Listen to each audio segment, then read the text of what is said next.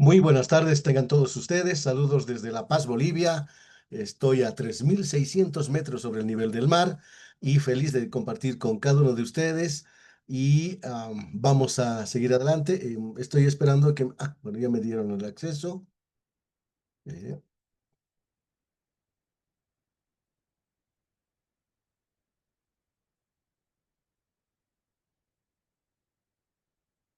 Se ve bien, ¿verdad? Sí, doctor, se ve.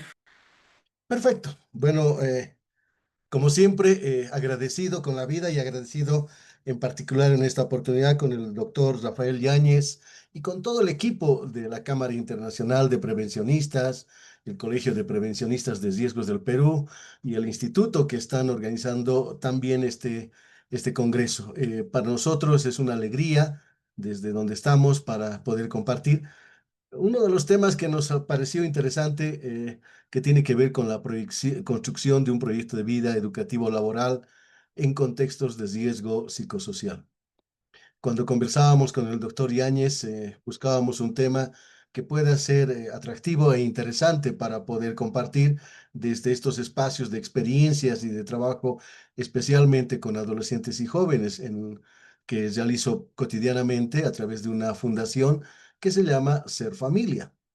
Y si bien no tiene que ver específicamente con el ámbito laboral, está vinculado más que todo a todos aquellos aspectos previos y que podría constituirse como el espacio de decir es como un tema de prevención.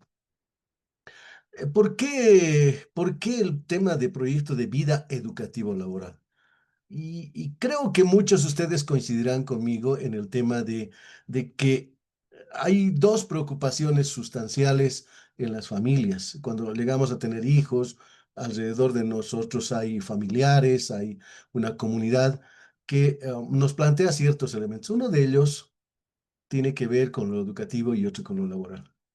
En la zona donde nosotros trabajamos, son zonas periurbanas, áreas rurales, y hemos podido tener un trabajo intenso con organizaciones de mujeres y de padres a través de juntas escolares, juntas vecinales, y hay algo en común. Palabras como estas, ¿no? Quiero que mis hijos sean mejor que yo, que no sufran lo que yo pasé.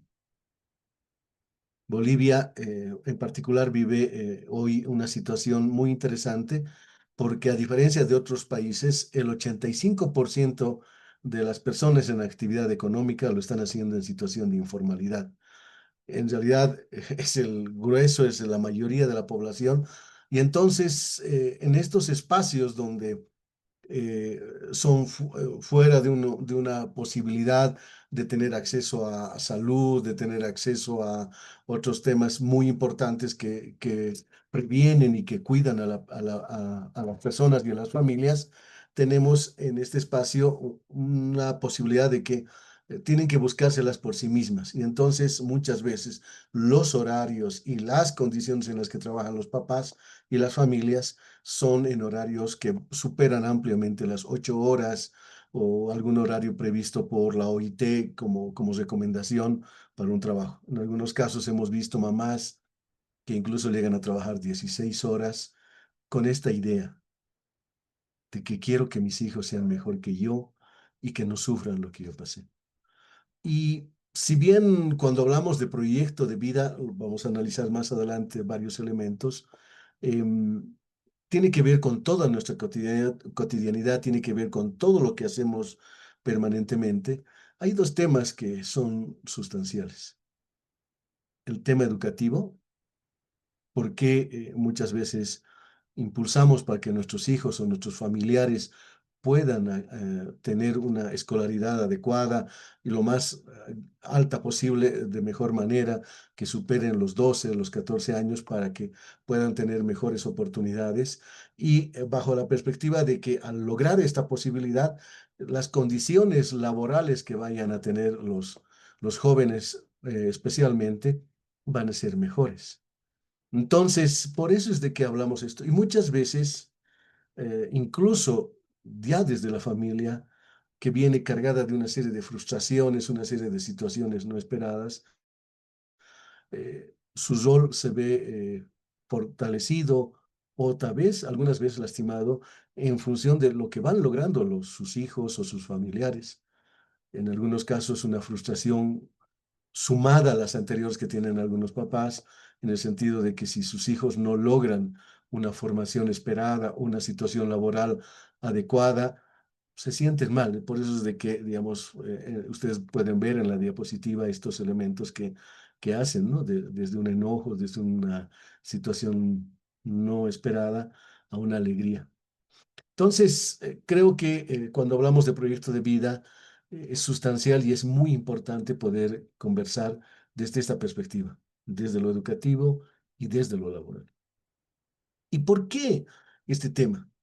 Porque una mala decisión de futuro o una situación de abandono, por lo general generan frustración, incremento del subempleo en términos económicos que afecta a los países y pues, en muchos casos se incrementa el círculo de la pobreza y el costo económico, tanto para el Estado, para la familia y para el mismo joven.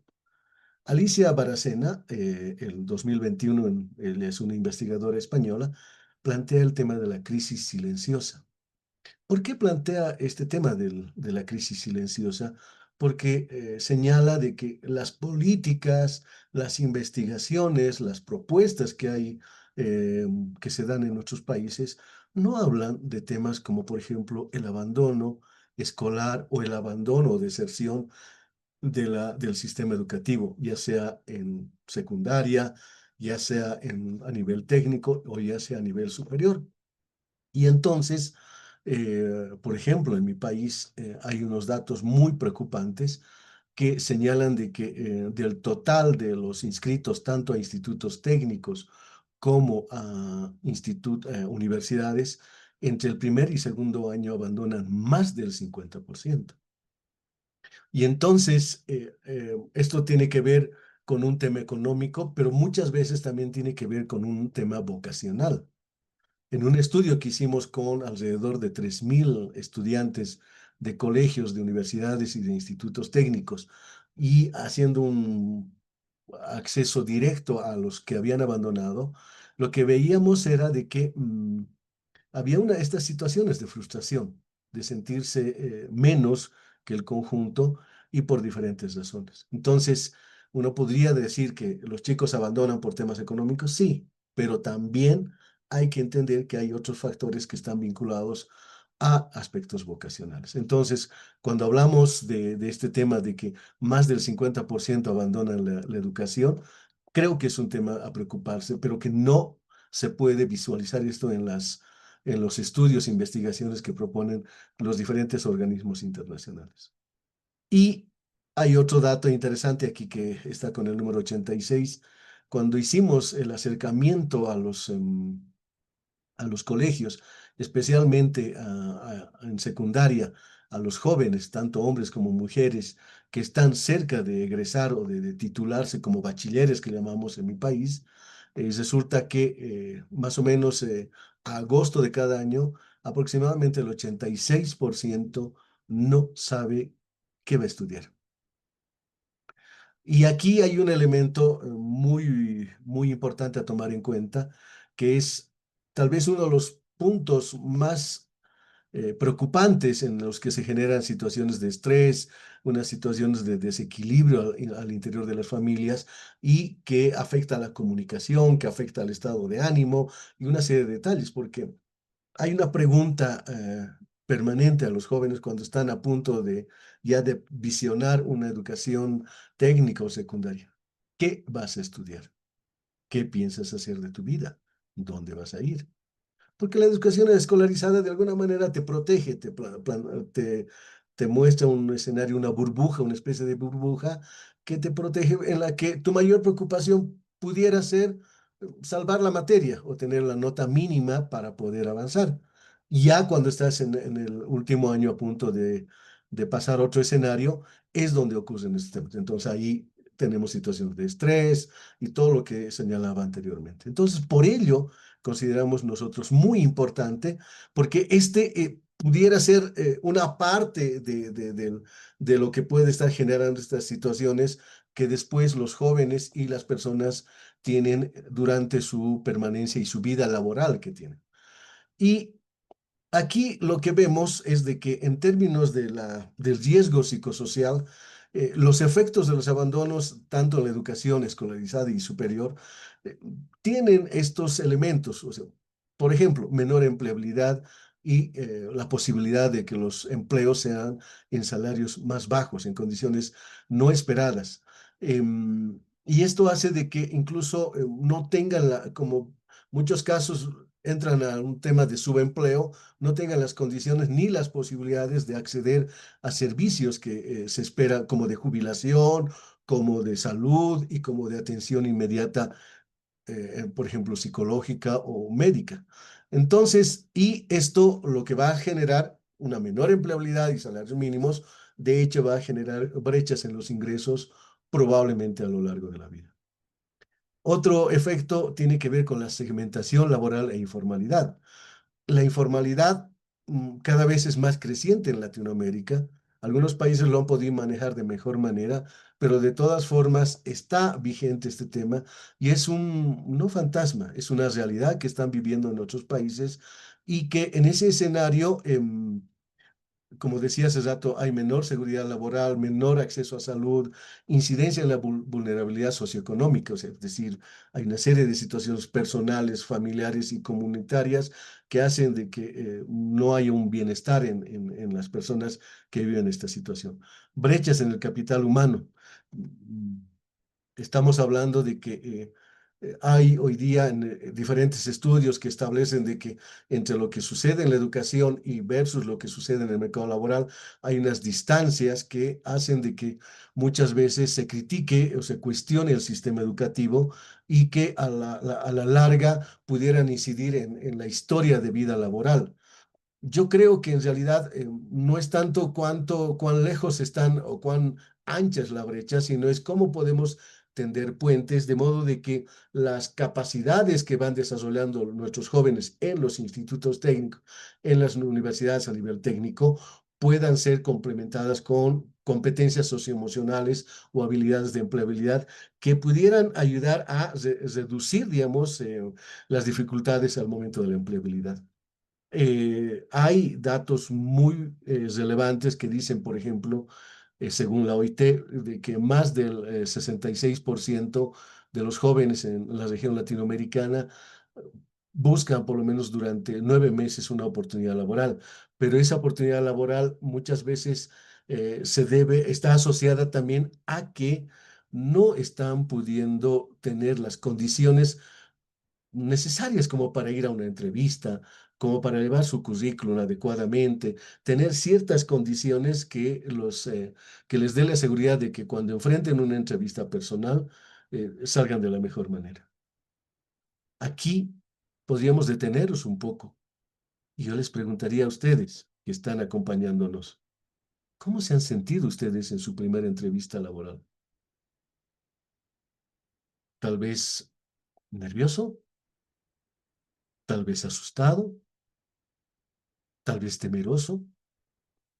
Tal vez algunos incluso han llegado a la puerta de la empresa y se han dado media vuelta.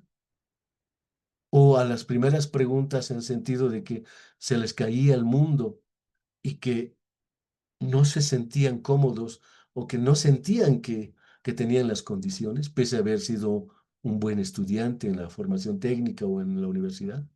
Son esas emociones, son esas sensaciones que tenemos y que generalmente todas las vivimos en nuestras primeras experiencias, pero es el tema cómo estamos fortalecidos.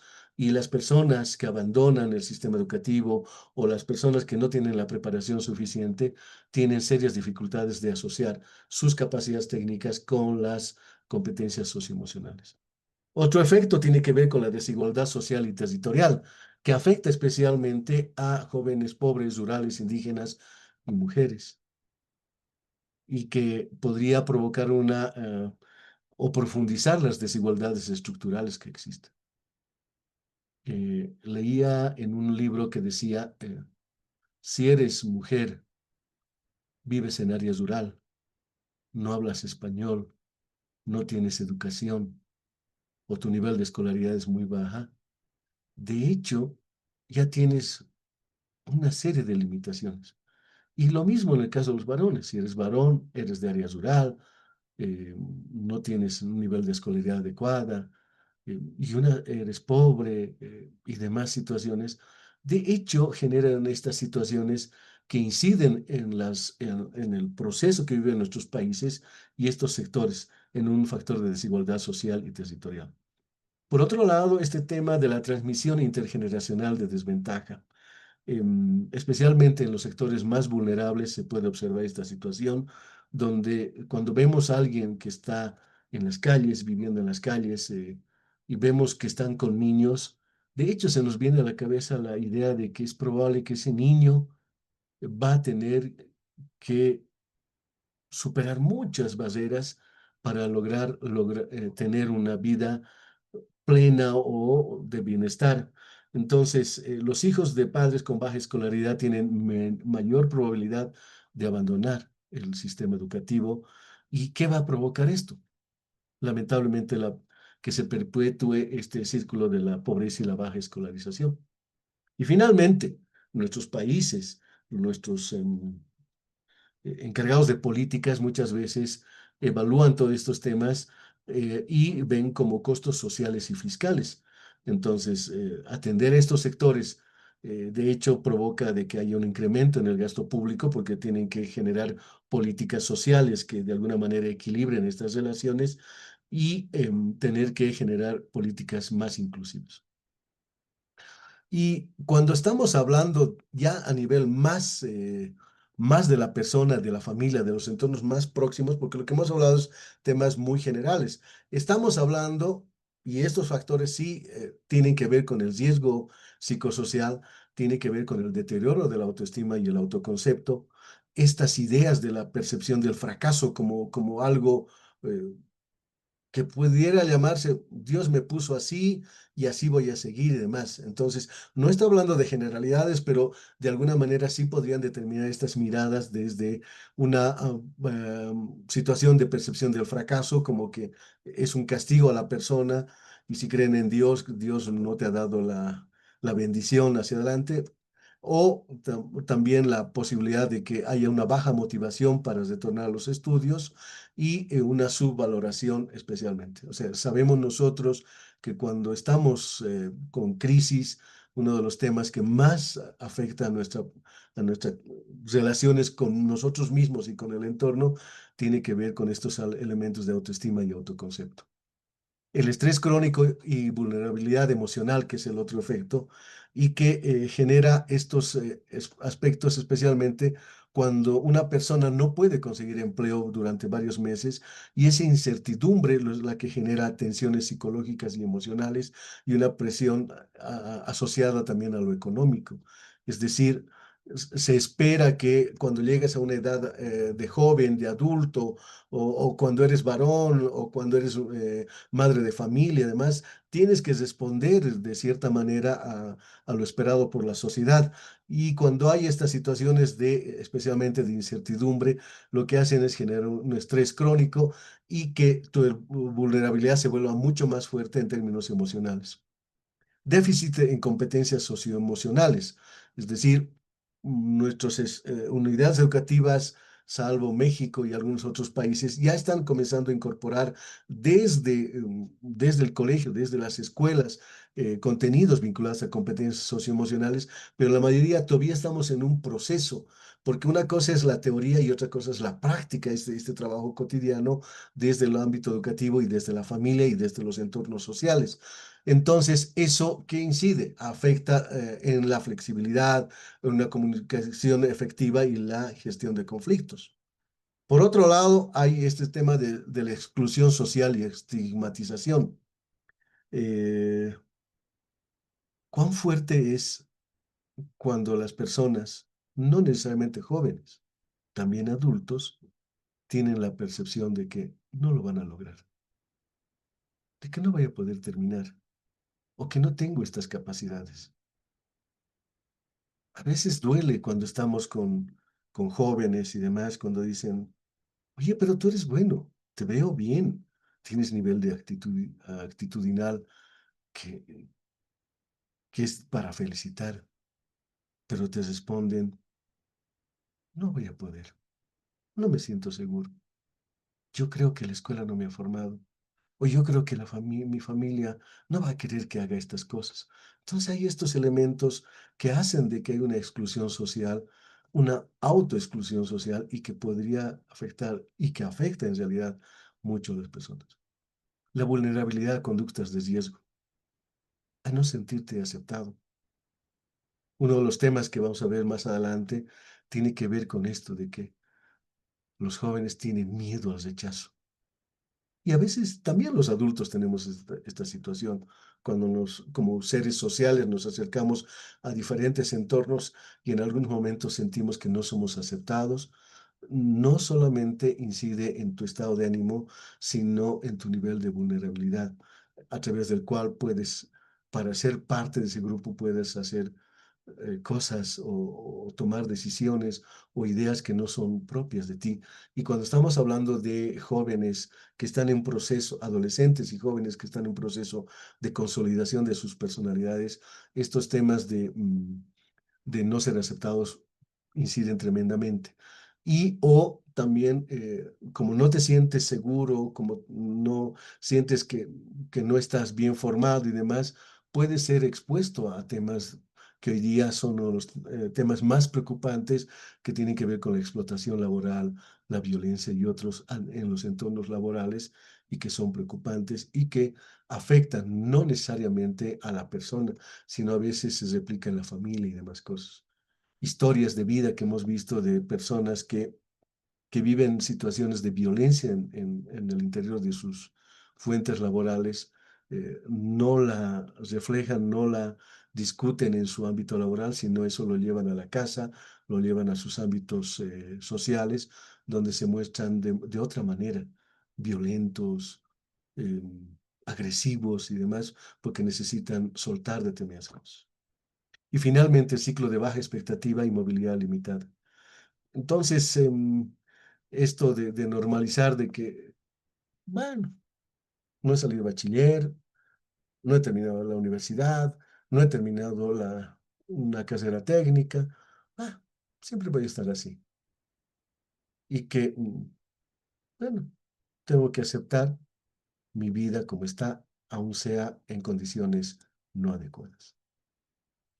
Por eso, por todas las razones que hemos ido hablando, más otras que les voy a exponer más adelante, considero muy importante comenzar desde la psicología, desde lo que sabemos hacer muchos de los que somos profesionales de esta área y los del área social, es generar una propuesta que vaya más allá de lo que en un tiempo se llamaba la orientación vocacional, que era básicamente la posibilidad de, a través de un diagnóstico, de una serie de herramientas, instrumentos que teníamos, determinábamos cuáles eran las capacidades o cuáles eran las vocaciones que tenían los jóvenes o los adolescentes y que tenían una serie de limitaciones porque planteaban en un contexto, en un momento determinado, pero no hablaban de otros entornos que hacen a una situación de decisión más adelante los jóvenes. Y entre ellos tiene que ver este tema de plantear una perspectiva de un proyecto de vida educativo laboral que absorba o que tenga también dentro de este entorno la posibilidad de recabar información o datos de diagnósticos como el de orientación vocacional, pero sumado a un tema de contexto que ya les voy a explicar. ¿Por qué? Porque simplemente sabemos que entre lo que yo planeo eh, en un tiempo ideal, desde que soy adolescente joven, muchas veces pudiera no tener esa misma situación porque la realidad es diferente. La realidad nos lleva a diferentes escenarios y diferentes circunstancias que no lo habíamos planteado. Entonces, esta propuesta del proyecto de vida educativo laboral lo que está haciendo es plantear, en el caso específico de los adolescentes y de los jóvenes, eh, entender, atender y acompañar en temas que podemos observar cuando conversamos con nuestros hijos o familiares. Uno de ellos, estos temas de miedos al presente y al futuro, o sea, estas miradas que tienen ellos de cómo se ven hoy día y cómo miran su futuro. Ya no, cuando hablamos de futuro, no necesariamente estamos hablando de aquí a 10 años o a 5 años, probablemente hasta en un futuro próximo que pudiera ser hasta diciembre de este año o al próximo año. Eh, Sabemos que las circunstancias que vivimos en el mundo ya son diferentes. Este tema de los sueños, cuánto terminas de soñar y cuánto ese sueño se vuelve realidad y cuánto haces que ese sueño de alguna manera se vuelva un plan, una acción y una realización efectiva. Los miedos. Aquí pudiéramos tener una charla particular solamente al hablar de los miedos, especialmente en adolescentes y jóvenes, que muchas veces determinan el presente y el futuro y que pudieran incidir especialmente en los sueños. Y eso está asociado al tema de la incertidumbre.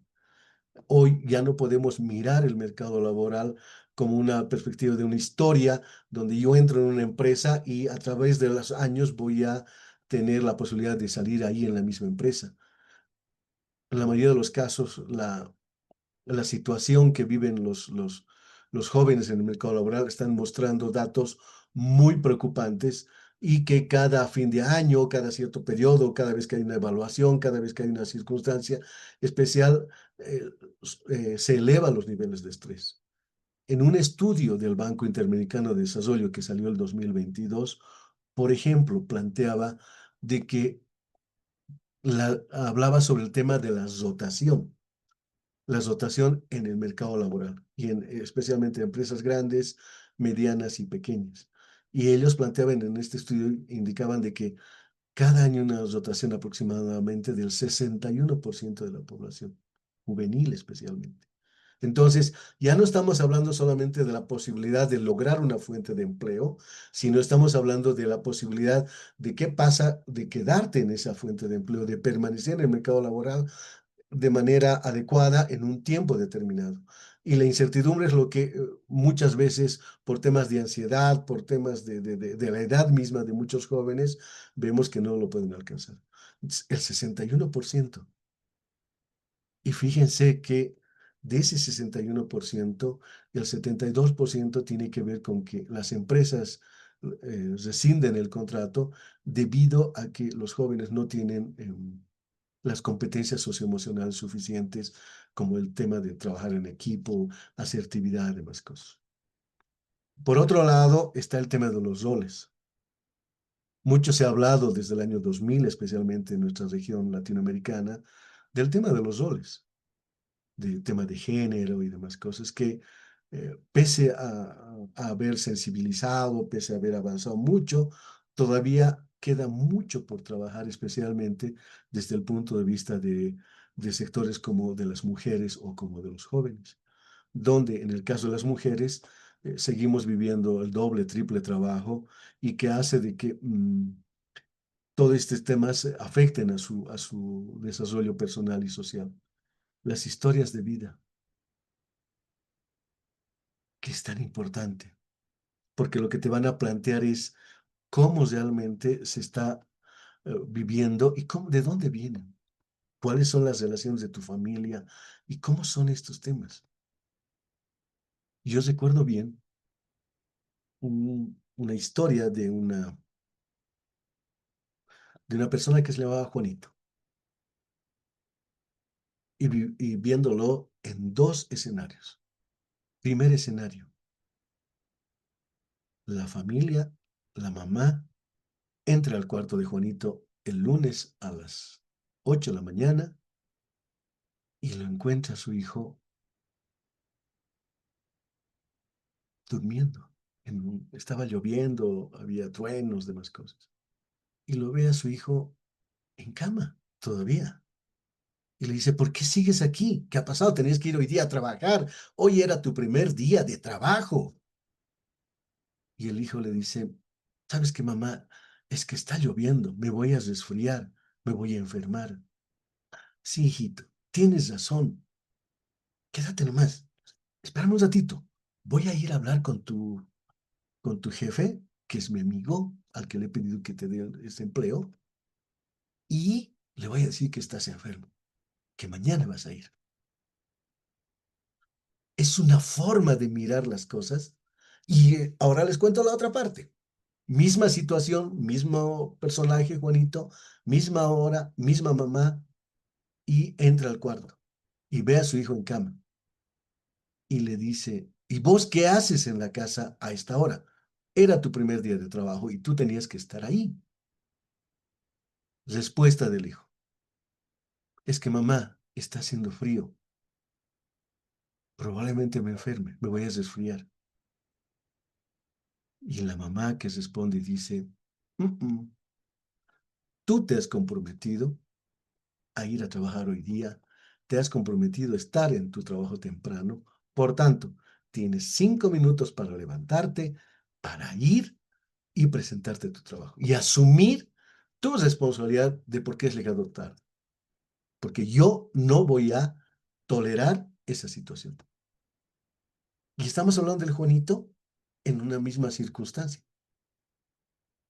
Por un lado, podríamos decir mucho amor de la mamá, pero también podríamos decir en el otro lado, en la otra historia, donde le obliga a ir al trabajo, como también una razón de amor. Entonces, es muy importante todo esto que se va dando también en el factor, no solamente del joven, de la joven que está ingresando al mercado laboral, sino también de las historias de vida en los entornos familiares. Y ahí tiene que ver mucho con las expectativas. Ustedes ven esta imagen de un joven y una joven sufriendo por la carga que tienen en sus espaldas y muchas veces estas cargas tienen que ver con todo lo que los papás muchas veces cargan sobre sus hijos o que el mismo hijo se carga a sí mismo.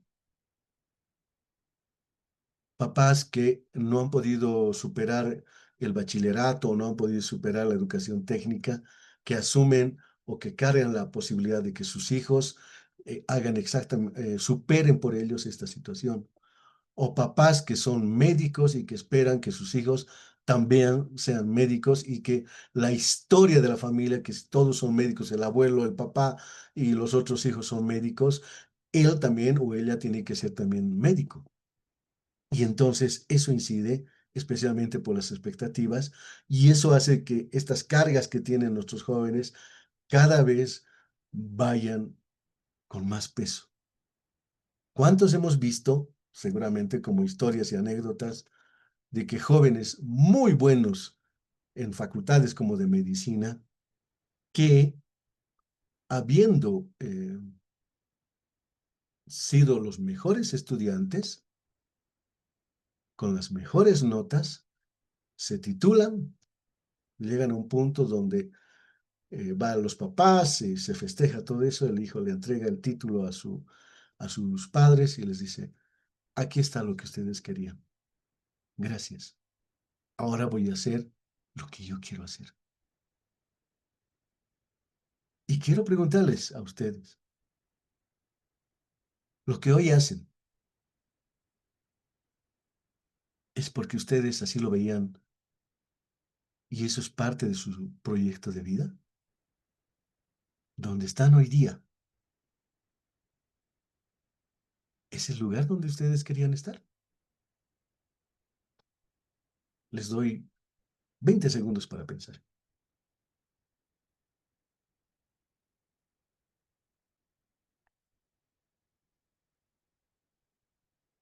Con seguridad que muchos pudieran decir que no es lo que querían hacer, pero lo tuvieron que hacer.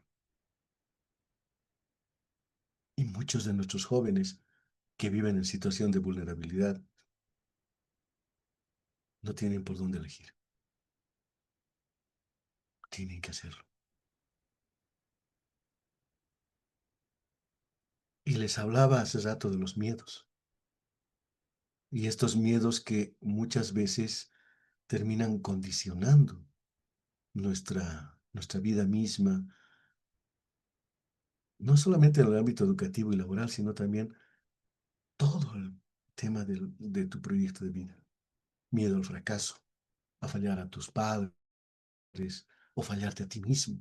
Miedo al futuro, miedo a crecer y ser, aceptar que eres hoy día un adolescente o un joven que tiene ciertas circunstancias, ciertas situaciones que tienes que vivirlas.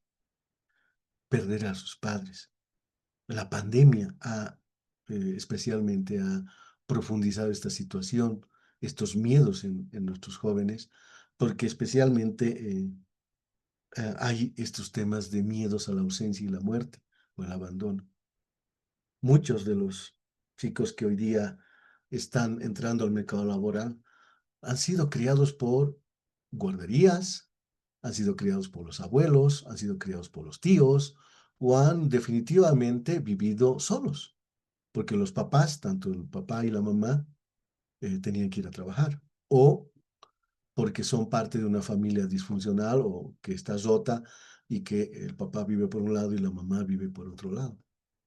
Entonces, esos miedos asociados a lo cotidiano y asociados a la pandemia ha hecho que hoy día se sienta que la vida es circunstancial y que cualquier rato te puedes ir, porque en la pandemia tanto jóvenes como adultos han fallecido. Este tema del ser rechazado, que incide y que afecta especialmente a los jóvenes, a los adolescentes, porque esta parte de las funciones ejecutivas, bien lo sabemos, todavía está en proceso de reconstrucción, en proceso de reafirmación, y que hace de que las decisiones que tienen o toman no necesariamente son las más adecuadas, y cuando están influenciados por un rechazo, terminan haciendo o siguiendo pasos que no son los más adecuados. El tema de las decisiones y sentimientos, a decir te quiero. ¿Cuántos de nuestros jóvenes hoy están en una situación de que no quieren casarse, no quieren tener una familia, no quieren tener responsabilidades y en lo posible huyen de ciertas situaciones que probablemente los de mi generación mm, teníamos que aceptarlas, o sea, tener a temprana edad nuestras parejas, hijos y demás? Y el otro tema del bullying, que en un tiempo estuvo muy fuerte y que hoy parece que bajó muchísimo. Fíjense ustedes, yo vivo en La Paz, tenemos alrededor de 1 millón de habitantes, somos alrededor de 1 millón de habitantes, y la cantidad de pandillas juveniles que hay son altísimas, y en zonas periurbanas especialmente. Entonces, esto hace de que a veces los jóvenes se tienen que involucrar, ya sea como víctimas o como victimarios. Entonces, eso es un tema muy fuerte a considerar. Vamos ya al tema del proyecto de vida, porque ya les he contado muchas cosas, varios elementos, pero vamos a complementar dos temas. Por un lado, lo que es proyecto de vida y por otro lado, lo que sería proyecto de vida educativo laboral. Entonces, cuando hablamos de proyecto de vida, y muchos lo sabemos, tiene que ver desde la perspectiva y desde la propuesta o desde el enfoque que se lleva adelante. Entonces, aquí compartir con ustedes desde la psicología social, psicología humanística, existencial, desde la filosofía de la ética, psicología aplicada, que plantean diferentes elementos. Por ejemplo, en el caso de desde el enfoque psicológico humanista y existencialista, tenemos autores como De Angelo, Carl Rogers, Víctor Frank, que plantean ciertos elementos muy, muy interesantes. Por ejemplo, en el caso de Angelo, define el proyecto de vida como un sistema de personalidad que articula las direcciones y los modos de acción de un individuo en un contexto social. Lo que estamos diciendo es de que el proyecto de vida para él es un sistema regulador que da coherencia y da sentido de vida al sujeto. Y asociado a esto, Carl Rogers plantea de que el proyecto de vida es un concepto vinculado a la autorrealización. Y en este espacio lo que estamos teniendo es de que es un permanente crecer, es un constante. O sea, no es algo definitivo, sino es algo que se puede ir mejorando en el tiempo en función de los contextos, en función de los tiempos que vivimos y fundamentalmente de las circunstancias en las que viven las personas. Y Víctor Frank, este famoso psiquiatra que eh, tiene un libro famoso, El hombre en sentido de la vida, en busca del sentido de la vida, que probablemente muchos han leído, y si no lo han leído, es uno de los libros que recomiendo mucho por todo lo que plantea en sus historias. Él plantea de que la principal motivación está vinculada a la búsqueda del sentido de la vida. Y este sentido de la vida no está predefinido, sino que se plantea en cada momento y está asociado a encontrarle la voluntad de sentido. Entonces, estamos viendo acá que tenemos un sistema de personalidad donde se articulan las acciones del individuo, la humanista, la autorrealización, la existencial, Víctor Frank, el sentido de la vida, la humanista, que está vinculado a la jerarquía y necesidades. Aquí estamos hablando de Abraham Maslow, que aunque no habla específicamente de proyecto de vida, pero sí habla del tema de las necesidades y que simplemente de que si una persona cubre o llega a alcanzar, a cubrir sus expectativas, sus necesidades básicas, recién puede construir un proyecto de vida. Y el otro tema que tiene que ver y que me gusta mucho, que está asociado a la libertad.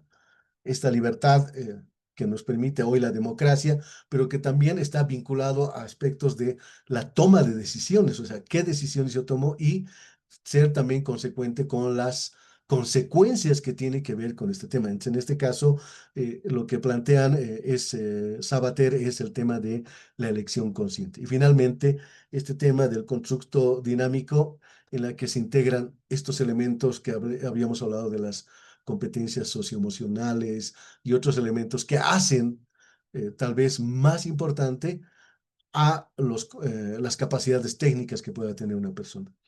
Y en ese sentido estamos hablando de que podríamos conceptualizarla, digamos, viendo, recogiendo algunos detalles particulares de cada uno de ellos, de que el proyecto de vida es un proceso dinámico, obviamente.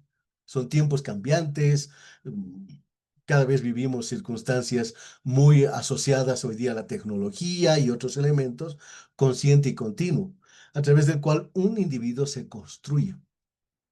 Aquí estamos recogiendo algún elemento de lo que hablábamos en un tiempo, el tema de el enfoque de género, el tema este donde hablábamos de la construcción y la deconstrucción de nuestras historias de vida. Entonces, en este caso estamos hablando de la construcción desde un propósito de vida.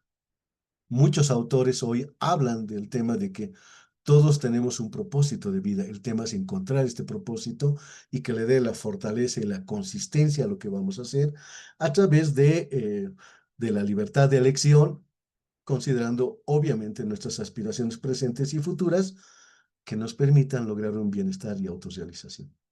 Uno diría, pero aquí adentro hay muchas palabras, muchos conceptos que por sí mismo ya tienen, que pueden ser discutidos y demás.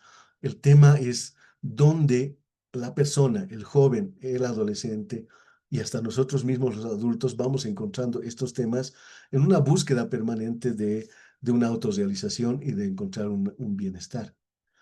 Y a esto, este es un proceso que hemos visto que puede tener unas características interesantes, pero nosotros lo estamos asociando a una propuesta de proyecto de vida educativo y laboral.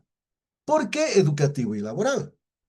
Porque habíamos planteado, el proyecto de vida puede tener diferentes áreas, diferentes sentidos, pueden ser de salud, familiares, sociales, eh, emocionales, de pareja y diferentes circunstancias. Pero en este caso lo que estamos haciendo es plantear un componente específico y el componente específico está vinculado a que el proyecto de vida educativo laboral o el tema de educativo laboral tiene que ver con la herramienta de transición. ¿Recuerdan ustedes que algún rato hablábamos del tema de la transitabilidad del mundo educativo al mundo laboral? En realidad estamos hablando de estos elementos, de las capacidades que la persona puede ir definiendo qué voy a hacer desde lo que hoy día he aprendido, desde lo que hoy día tengo y que me puede servir para mi futuro educativo, para seguir complementando mis estudios o a su vez para ingresar al mercado laboral. ¿Y por qué consideramos este tema importante? Porque muchas veces los sistemas educativos, los contenidos, están asociados a cosas puntuales, concretas, y que no te preparan para ese post escuela, post educación técnica y post universidad. Y otro que tiene que ver con las condiciones del contexto socioeconómico. ¿Por qué planteamos esto? ¿Recuerdan ustedes que hace rato hablaba también del tema de la orientación vocacional? Que eso es algo que hacíamos o que hacen todavía muchos psicólogos hoy día en el tema de que se identifica sus potencialidades, sus vocaciones y demás, pero no se habla de en qué contexto está la persona. Les pongo un ejemplo. En formación técnica, en un proyecto de una institución muy importante en mi país, se planteaba de que eh, los jóvenes que tienen vocación para el tema de contabilidad, números y cosas concretas, pudieran acceder a una beca y les daban una beca.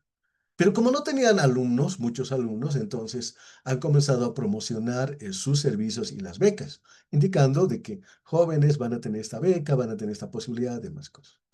¿Y cuál era el gancho? Les decían, ¿no te gustaría ser bancario? ¿No te gustaría trabajar en cajas y luego pasar a ser oficial de crédito y luego ser probablemente gerente y demás? Esa era la palabra clave que utilizaban.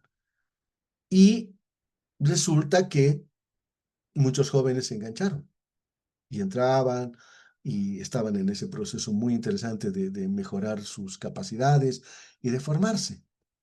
Pero resulta que cuando ya estaban egresando, y estaba la idea de ir a trabajar a una entidad financiera, resulta que el banco les pedía una garantía hipotecaria.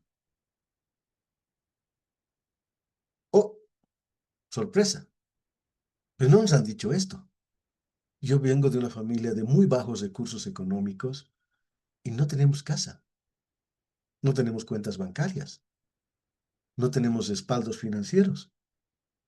Y entonces una condición para entrar al mercado laboral era este tema del contexto socioeconómico. El tema de la planificación de metas te puede plantear este tema de que si bien hoy no tienes las condiciones, puedes estudiar contabilidad si ese es tu sueño, pero encontrarle alternativas de solución que complementen esto.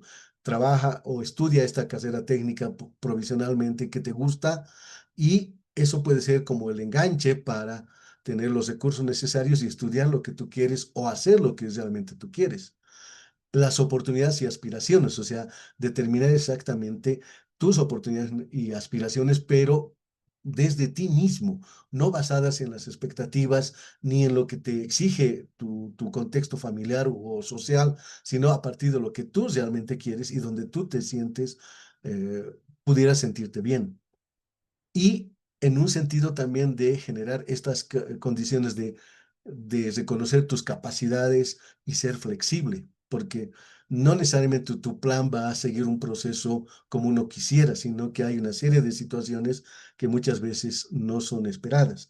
Por tanto, para ir avanzando ya, cuando hablamos de un proyecto de vida educativo laboral, lo que estamos hablando es básicamente de un proceso estratégico, flexible, en que un joven a través de su autoconocimiento, de empezar de este tema tan importante que hoy se está trabajando especialmente con los jóvenes, exploren sus fortalezas y sus pasiones, que impulsen, que generen las condiciones para que tomen buenas decisiones y le permita llegar a este proceso de un bienestar. ¿Qué hacemos? Porque hasta aquí les he venido hablando de temas de la situación, les he hablado de los conceptos, de las propuestas, de más cosas. Hemos desarrollado en Bolivia y hoy este tema es parte de la política en mi país. el gobierno, a través del Ministerio de Educación, ha incorporado el contenido de proyecto de vida en su currícula educativa, especialmente dirigida para los últimos 2 años de escolaridad. ¿Y por qué? Porque básicamente se considera importante. Entonces, lo que hemos generado desde donde yo trabajo es herramientas prácticas y concretas que puedan ser trabajadas con contenidos, con dinámicas, con medios de verificación, con instrumentos y demás, para crear un proyecto de vida educativo laboral. ¿Y cómo lo hemos hecho? No hemos tenido que identificar otras cosas u otras herramientas u otros procesos, sino es el entender el cómo se puede construir esto. Y básicamente tiene 5 contenidos, aunque aquí ustedes ven 4, ya les explico de dónde está el quinto. El primero tiene que ver con el autoconocimiento. Sabemos nosotros conceptualmente qué significa el autoconocimiento, pero partimos desde el punto de identificar tus características. Hasta hace un tiempo se manejaba mucho lo bueno y lo malo. Es como cuando en una entrevista psicológica le decían a ver a una persona que se estaba divorciando y le dicen, escribe en un papel qué era lo bueno y qué era lo malo que tenía tu pareja. Y si las cosas buenas son largas y las malas son cortitas, vale la pena luchar, vale la pena seguir en esa relación. Y si la mayoría negativas, entonces no, eh, sigue nomás tu camino a la separación o al divorcio y demás. En realidad, la propuesta hoy día es hablar de las características. A ver, les pregunto a ustedes, ¿qué dirían ustedes ante la pregunta de ¿cuál es tu mejor característica? ¿Qué te hace diferente de las otras personas?